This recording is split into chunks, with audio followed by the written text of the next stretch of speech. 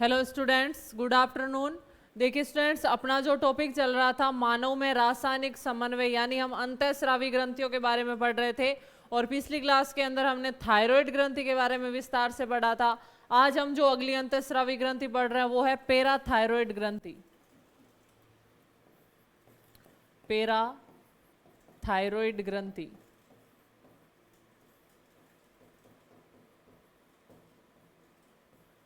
देखिए, जो पैराथायरॉयड ग्रंथि होती है वो भी हमारे गले में स्थित रहती है। आपने देखा था, हमने थायरॉयड ग्रंथि में बताया था कि थायरॉयड ग्रंथि होती है वो गले में स्थित रहती है, दो पालियों से मिलकर बनी होती है। तो जो पैराथायरॉयड होती है वो भी गले में स्थित रहती है और थायरॉयड ग्रंथि के पश्च भाग में स्थित रहती है। यानी थायरॉयड ग्रंथि की जो एक पाली होती है उसमें दो पैराथायरॉयड ग्रंथि होती है। तो थायरॉयड ग्रंथि की कितनी पालियां होती है? दो होती है। तो पैराथायरॉयड कितनी होगी? चार। यानी एक पाली में दो, तो थायरॉयड ग्रंथि की दोनों पालियों में टोटल चार पैराथायरॉयड ग्रंथि होती है। देखिए किस प्रकार है।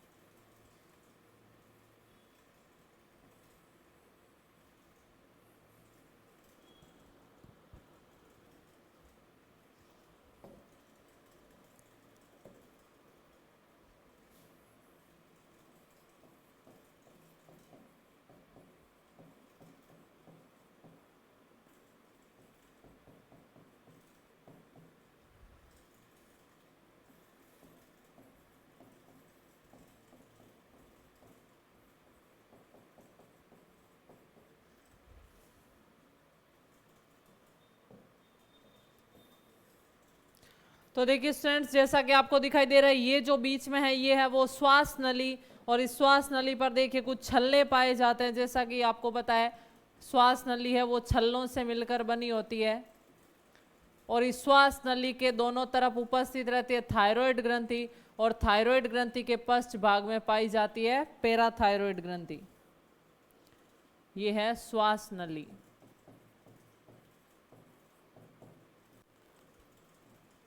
ठीक है, देखिए जो थायराइड ग्रंथि होती है वो दो पालियों में है जो इस्तमस द्वारा आपस में जुड़ी हुई रहती है, और प्रत्येक थायराइड ग्रंथि के पश्च भाग में दो क्या पाई जाती है, पैराथायराइड ग्रंथि पाई जाती है। ठीक है, अब देखिए पैराथायराइड ग्रंथि संख्या कितनी होती है, 4।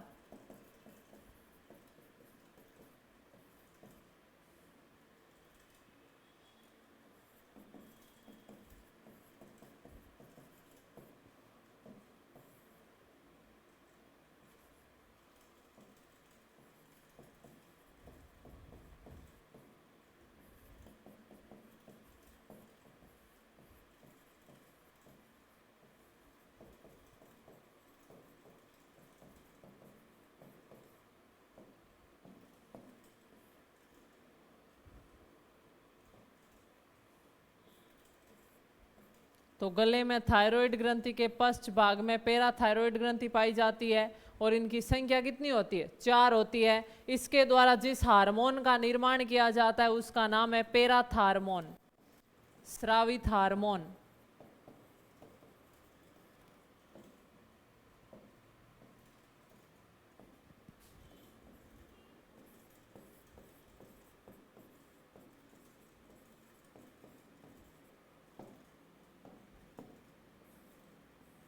ठीक है, नोट कर लीजिए पॉइंट्स को।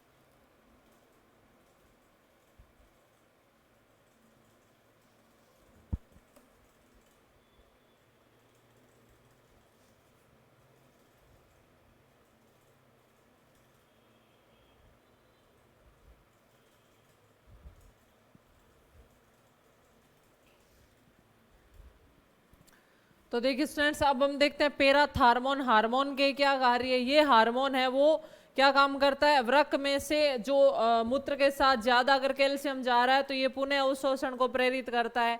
उसके अलावा अगर इसका निर्माण कम होगा तो रक्त के अंदर कैल्शियम की क्या हो जाएगी, कमी हो जाएगी। अगर इसका निर्माण ज्यादा होगा तो हड्डियां में से कैल्शियम टूट टूट कर किस में आने लगेगा, रक्त के अंदर आने लगेगा। तो ये पॉइंट देखते हैं हम।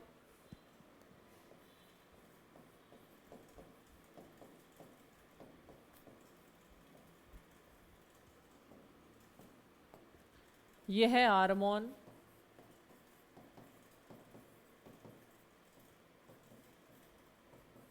वृक्क में कैल्शियम के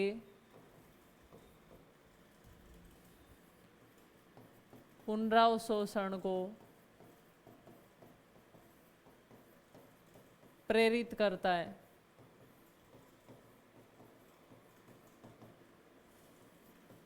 इस हार्मोन के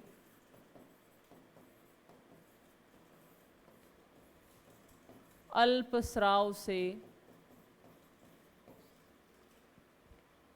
रक्त में कैल्शियम का स्तर कम हो जाता है।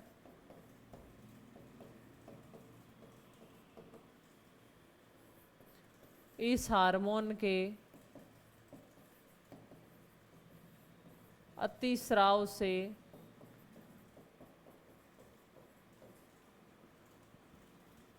कैल्शियम हड्डियों से निकलकर रक्त में आने लगता है।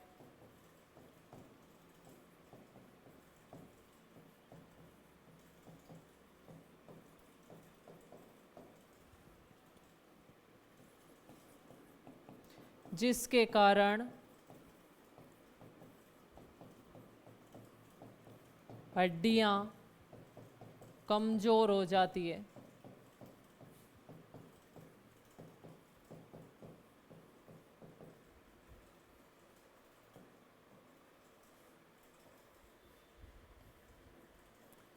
तो वृक्क द्वारा कैल्शियम के पुनः अवशोषण को पैराथार्मोन हार्मोन प्रभावित करेगा, और यदि इस हार्मोन का निर्माण कम हुआ तो क्या होगा, तो रक्त में कैल्शियम का स्तर है वो कम हो जाएगा। यानी ये रक्त में कैल्शियम के लेवल को कंट्रोल करके रखता है। अगर इस हार्मोन का निर्माण कम हुआ तो रक्त में कैल्शियम का स्तर है वो कम हो जाएगा, यानी ये रक्त में कैल्शियम को बढ़ाने का काम करता है। अब अगर इस हार्मोन का निर्माण कम हुआ तो रक्त में कैल्शियम का स्तर कम हो जाएगा। अगर इस हार्मोन का निर्माण ज़्यादा हुआ तो ये क्या काम करता है, रक्त में कैल्शियम को लाने का काम करता है, कैल्शियम को बढ़ाने का काम करता है। तो ये कहाँ से लाएगा, हड्डियों से कैल्शियम को तोड़ेगा और किसके अंदर लाएगा, रक्त के अंदर। तो यदि ये हार्मोन बहुत ज़्यादा काम कर रहा है, ज़्यादा सक्रिय हो रहा है, तो ये हड्डियों के पूरे कैल्शियम को खींच लेगा और कहाँ पर लाएगा, रक्त में लाएगा, जिससे आपको पता है हड्डियाँ क्या हो जाएगी, कमज़ोर हो जाएगी। आपको पता है हड्डियों में कौन सा आयन होता है मुख्य रूप से उनकी मजबूती के लिए, कैल्शियम आयन। और यदि हड्डियों में से कैल्शियम निकल गया तो क्या होगा, हड्डियां कमजोर हो जाएगी, भंगुर हो जाएगी। ठीक है, तो ये काम है आपके पैराथार्मोन हार्मोन के, नोट कर लीजिए।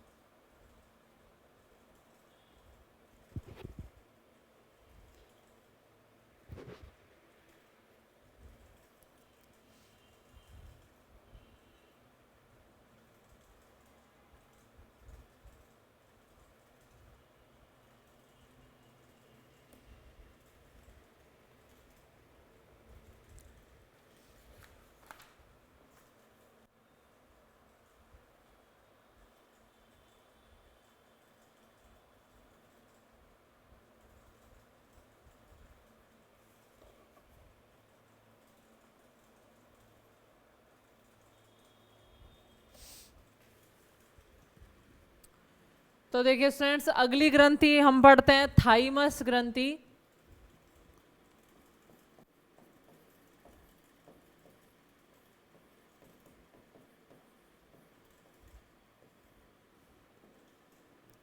देखिए ये जो ग्रंथि होती है वो छाती के मध्य भाग में स्थित रहती है और इस ग्रंथि के द्वारा एक हार्मोन का निर्माण किया जाता है जिसका नाम है थाइमोसिन हार्मोन।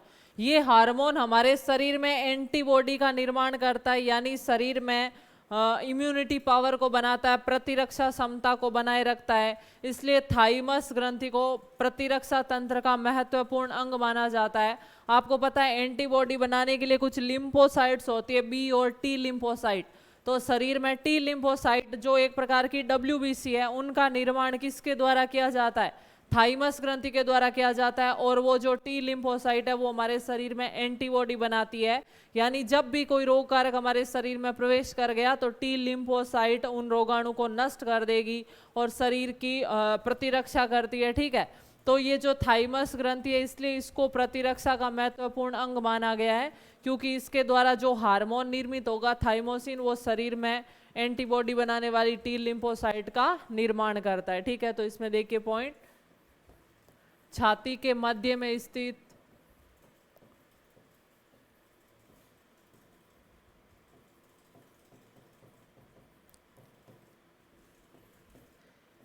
इस ग्रंथि को प्रतिरक्षा तंत्र का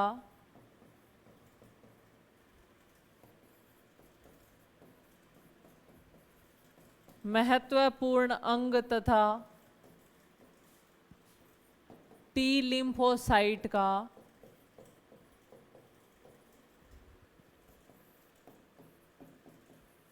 प्रशिक्षण केंद्र माना जाता है।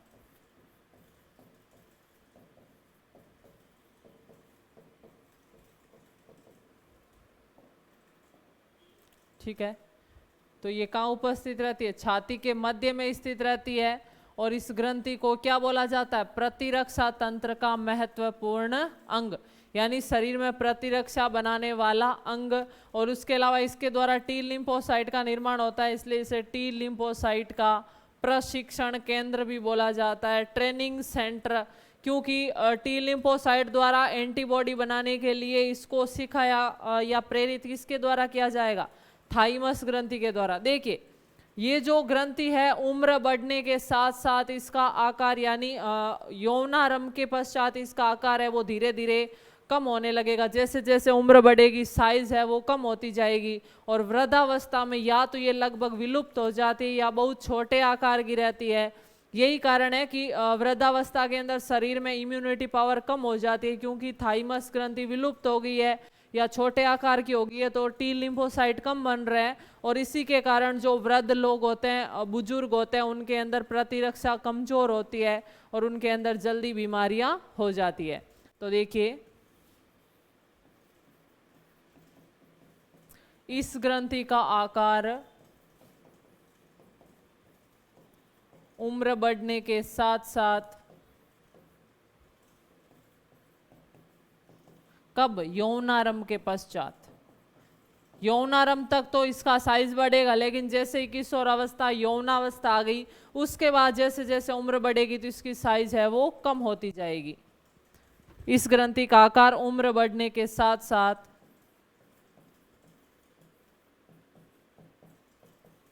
कम होता जाता है।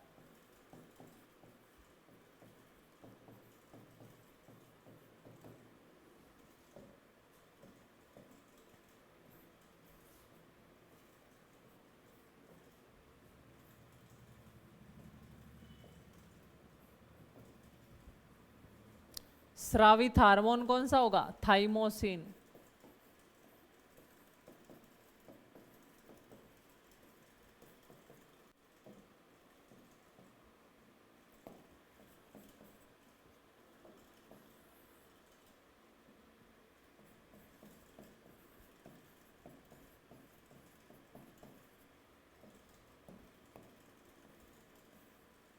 और ये हार्मोन क्या काम करेगा?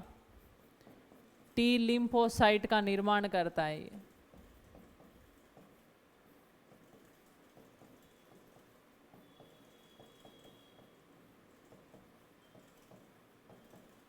ठीक है, नोट कर लीजिए थाइमस ग्रंथि के पॉइंट्स।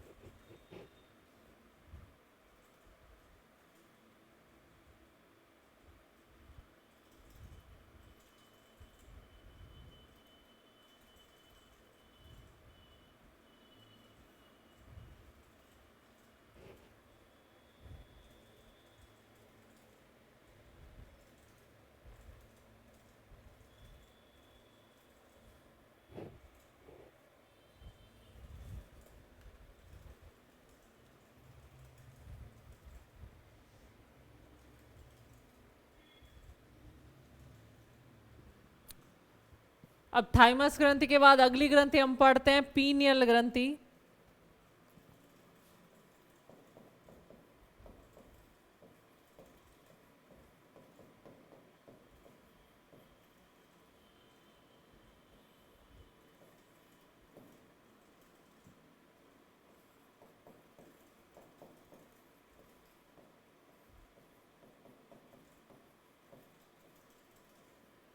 देखिए स्टूडेंट्स, ये जो ग्रंथि होती है ये हमारे अग्र मस्तिष्क में उपस्थित रहती है और इस ग्रंथि के द्वारा एक हार्मोन का निर्माण किया जाता है, मेलेटोनिन, या इसको मेलेनोसाइट भी बोलते हैं।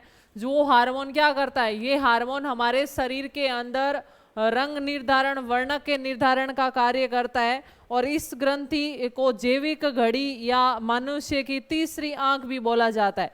अब देखिए, तीसरी आंख या जैविक घड़ी इसको क्यों बोला जाएगा, क्योंकि आपको पता है कि जैसे ही हमारे शरीर में समय के साथ साथ कुछ चेंजेस होते रहते हैं, तो उस समय का काउंट कौन करता है, घड़ी की तरह काम कौन करता है, ये पीनियल ग्रंथि करती है। इसलिए इसे मानव शरीर की तीसरी आंख या जैविक घड़ी कहा जाता है। और ये ग्रंथि है वो तेज प्रकाश में कम सक्रिय रहती है, कम प्रकाश में ज़्यादा सक्रिय रहती है और मेलेटोनिन हार्मोन का निर्माण करती है। और वो मेलेटोनिन हार्मोन हमारे शरीर में जैविक क्रियाओं का नियंत्रण करता है और उसके अलावा त्वचा के रंग में भी थोड़ा बहुत भागीदारी निभाता है। तो देखिए, अग्र मस्तिष्क में स्थित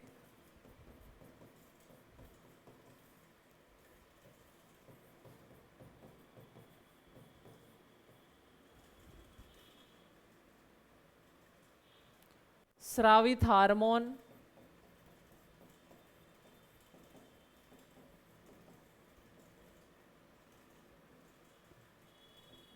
कौन सा है, मेलेटोनिन।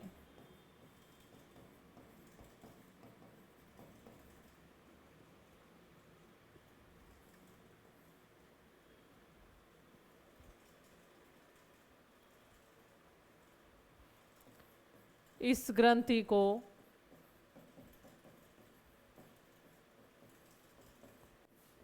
जैविक घड़ी या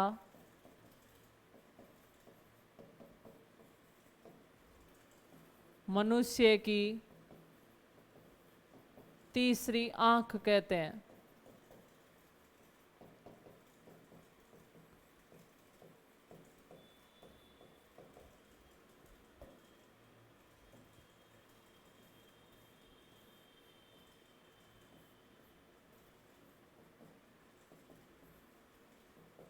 ठीक है।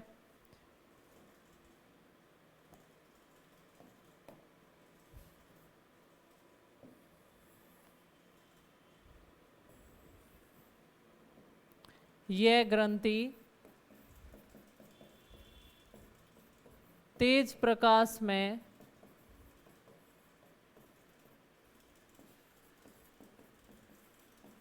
कम सक्रिय तथा धीमे प्रकाश में ज्यादा सक्रिय रहती है।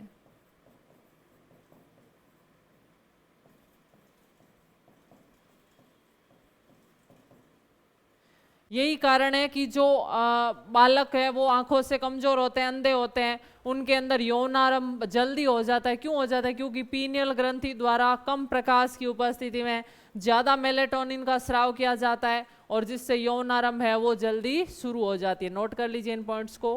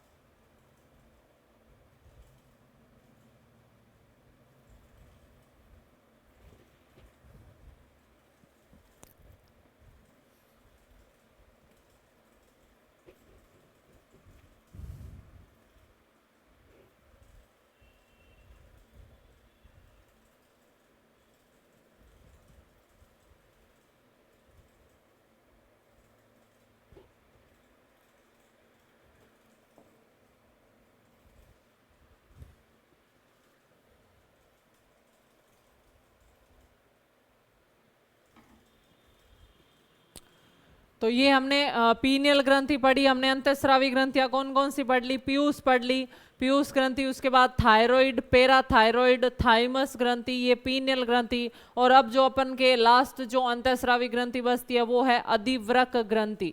तो नेक्स्ट देखिए,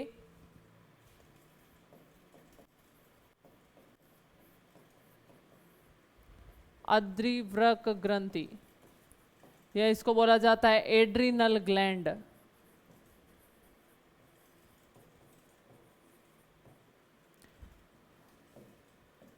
देखिए स्टूडेंट्स, नाम से ही पता चल रहा है अधि और वृक्क यानी कहां पर उपस्थित रहेगी। अधि का मतलब होता है ऊपर, और किसके ऊपर? वृक्क के ऊपर। तो ये जो ग्रंथि होती है वो वृक्क या किडनी के ऊपर पाई जाती है। आपको पता है हमारे शरीर में कितने वृक्क होते हैं? 2 होते हैं। तो अधिवृक्क ग्रंथि भी कितनी होगी? 2 ही होगी।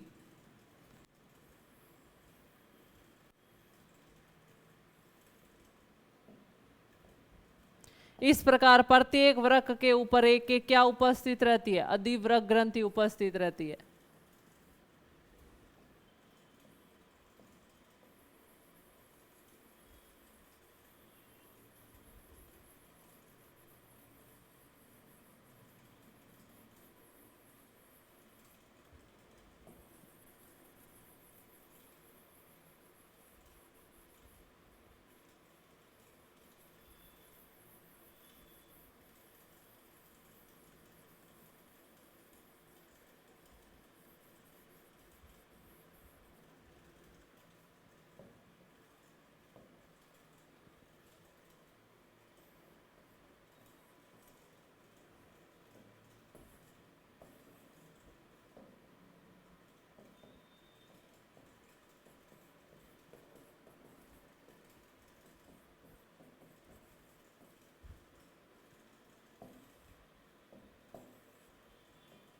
अब जो अधिवृक्क ग्रंथि है, देख लिए स्थान तो अपने पता चल गया। अधिवृक्क ग्रंथि है वो वृक्कों पर उपस्थित रहती है, और इस अधिवृक्क ग्रंथि के द्वारा जिस हार्मोन का निर्माण किया जाता है उसका नाम है एड्रीनलिन हार्मोन, स्रावित हार्मोन।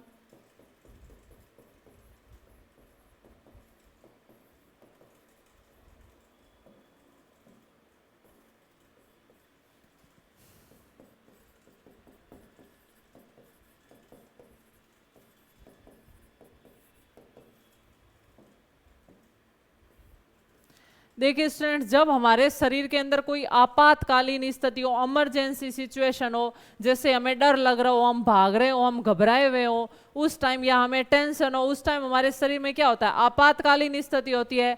तो उस समय ये ग्रंथि क्या होती है, सक्रिय हो जाती है और अत्यधिक मात्रा में किस हार्मोन का निर्माण करती है, एड्रीनलिन हार्मोन का निर्माण करती है। तो इमरजेंसी या आपातकाल के समय ये ग्रंथि सक्रिय हो जाती है, इसलिए अधिवृक्क ग्रंथि को बोला जाता है मानव शरीर की आपातकालीन ग्रंथि, इमरजेंसी ग्लैंड। क्योंकि इमरजेंसी के टाइम ये क्या हो जाती है, सक्रिय हो जाती है और ज्यादा मात्रा में क्या निकालेगी, एड्रेनलिन हार्मोन। ये हार्मोन क्या करेगा, जैसे ये हार्मोन स्रावित होगा, ये हमारी श्वसन दर को, हृदय की धड़कन को बढ़ा देगा। आप देखते हो जब हमें डर लग रहा हो या हम भाग रहे हो तो हमारी हार्ट बीट बढ़ जाती है, श्वसन दर बढ़ जाती है। या हमें जब गुस्सा आ रहा हो, टेंशन हो रही हो, तो उस टाइम भी हमारी हृदय की धड़कन बढ़ जाती है। तो किस हार्मोन के कारण, एड्रेनलिन हार्मोन के कारण, और वो हमें विपरीत परिस्थितियों से लड़ने की क्षमता देता है। इसलिए एड्रेनलिन हार्मोन को बोला जाता है जीवन रक्षक हार्मोन, और इससे बोला जाता है आपातकालीन ग्रंथि। तो देखिए इसके अलग से नाम, जीवन रक्षक हार्मोन।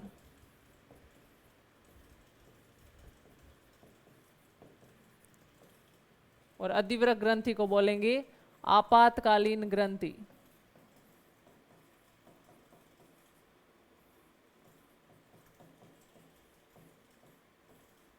नोट कर लीजिए पॉइंट्स।